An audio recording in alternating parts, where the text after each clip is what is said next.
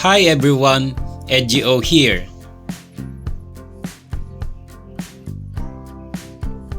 This is part 3 and the final part of this video series, All Front Lights Complete Repair.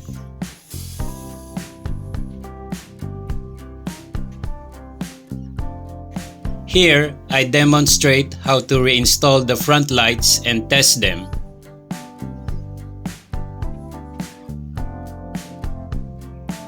As a final step, I will reinstall the bumper.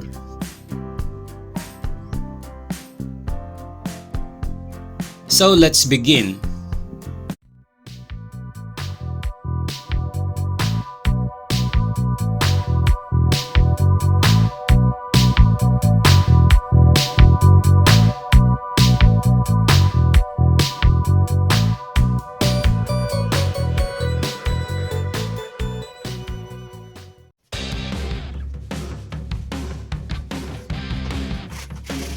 First, I cleaned the headlight assembly thoroughly with WD-40.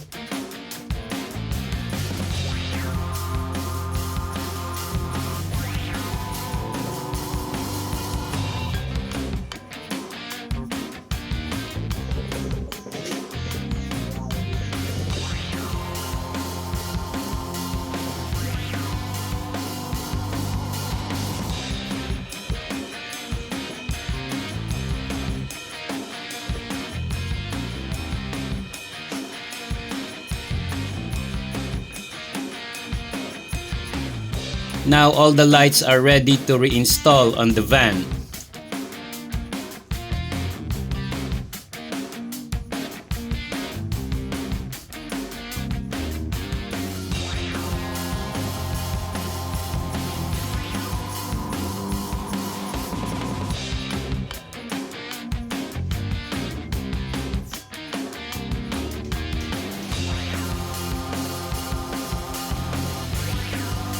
First step is to reinstall the front parking and signal lights. Instead of using new screws, I use the old ones.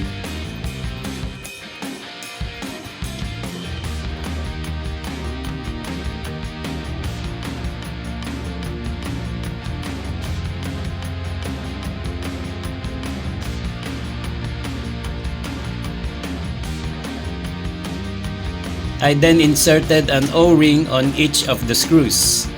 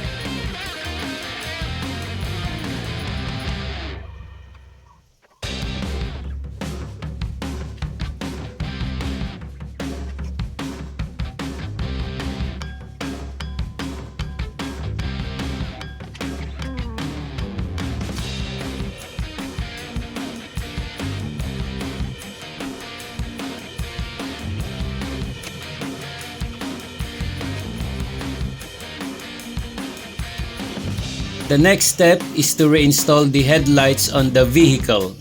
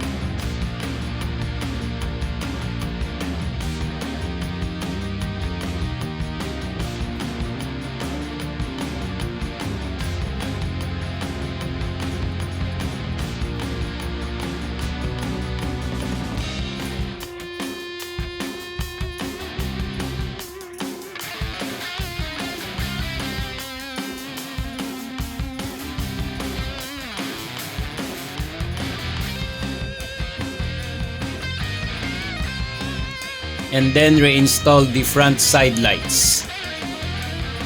First, mount the front side lights assembly on these plastic parts.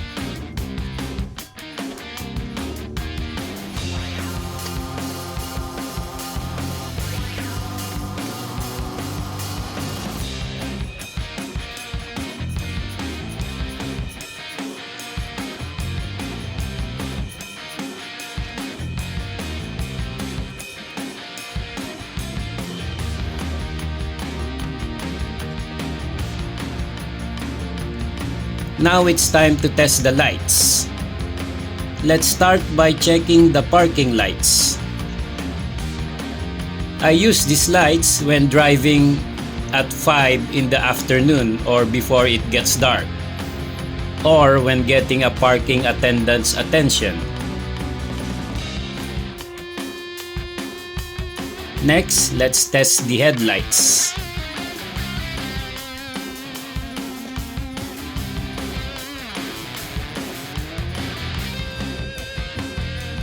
Then the fog lights.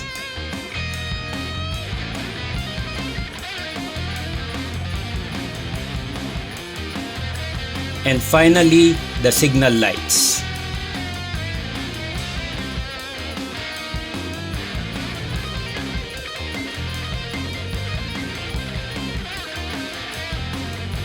The front lights have all been turned on as shown here.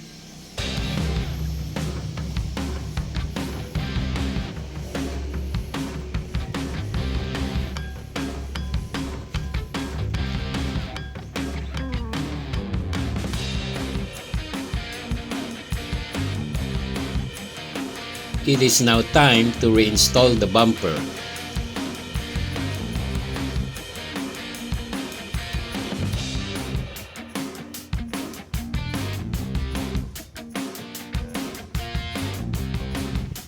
However, before doing so, I took the opportunity to perform a basic restoration of the bumper.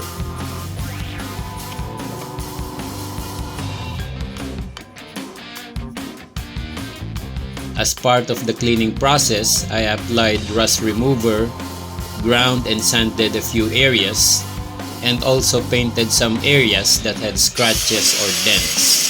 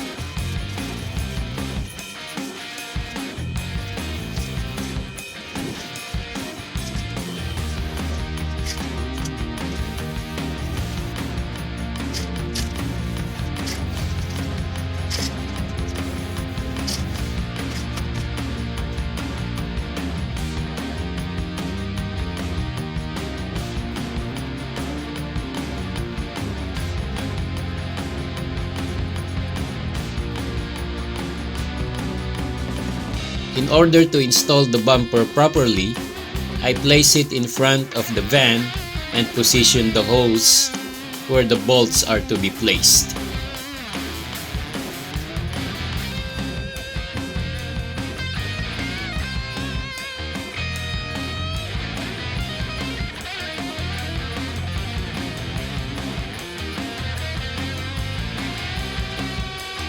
I then put the 4 bolts in place and manually and temporarily tighten them by hand.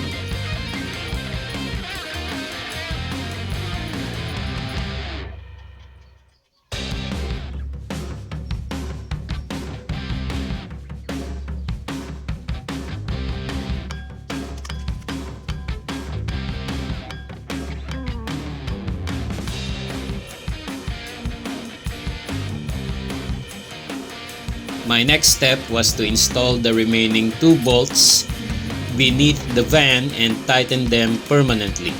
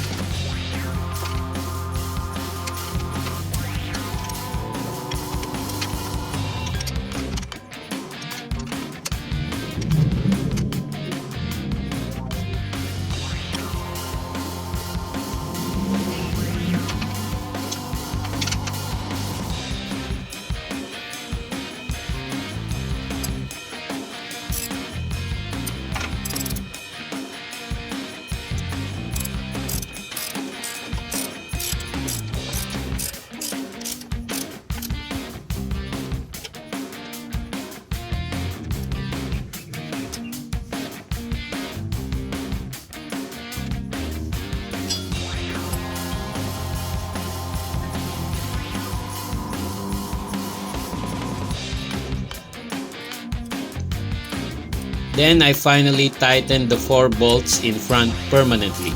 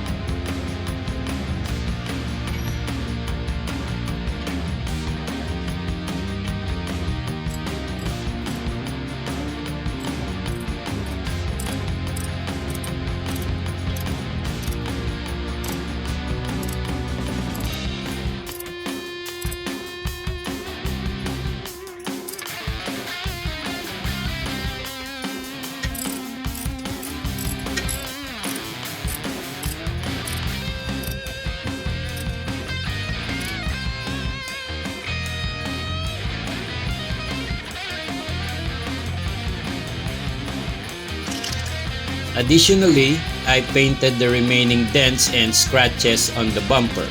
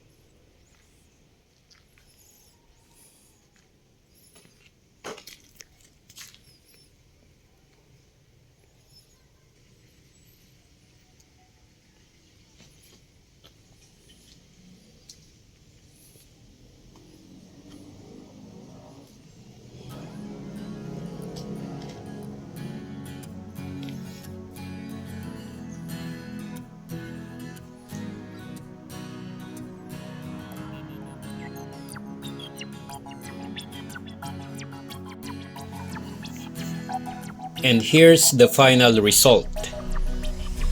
The repair is now complete.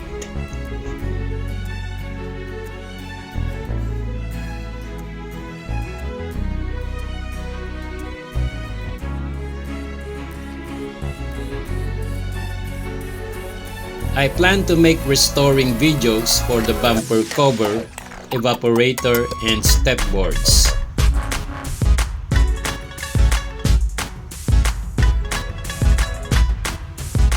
As always, thanks for watching.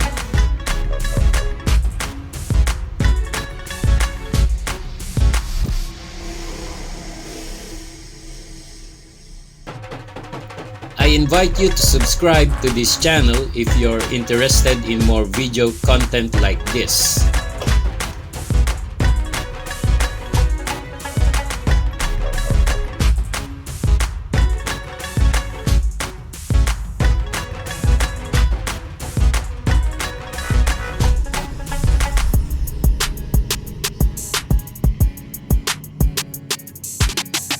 Thank you, and I'll see you in my next video.